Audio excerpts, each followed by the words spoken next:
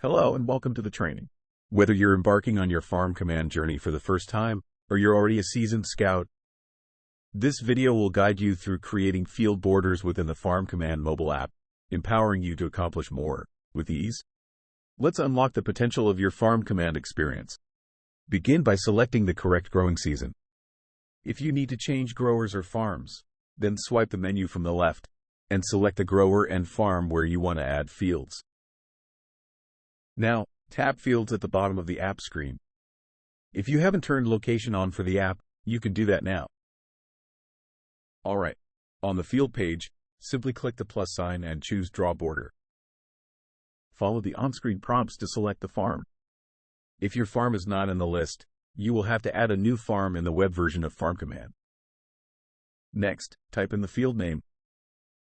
Then click Create Polygon. After you're taken to the map screen, you might have to zoom or move the map to find the farm. Or tap the tool at the top right of the screen to center on your location. Once you've located the area where you want to draw a field, zoom in far enough so that you can accurately mark the field border. Tap the screen where you would like to set your first point. Then continue to work in a clockwise or counterclockwise direction until you're finished.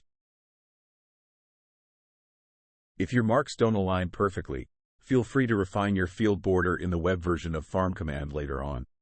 Your adjustments can be easily made to ensure accurate representation.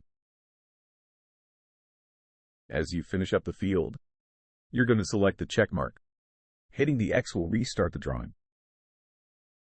Upon reviewing the field image, if you find certain polygon points dissatisfactory, feel free to make minor adjustments directly within the app by clicking Edit Polygon.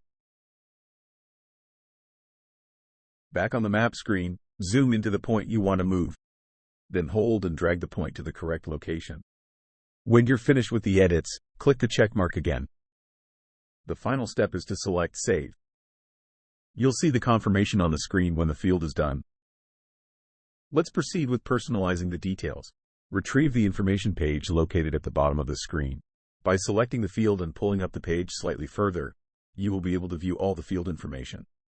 Since the field is new, consider editing the information to include the following details: previous crop and variety, current crop and variety, seeding date, and seeding depth. Simply choose the detail you want to add, and then follow the on-screen prompts to input the info. Finally, click Done to save all updates and close the edit screen. That's all for now. Thanks for watching this instructional video.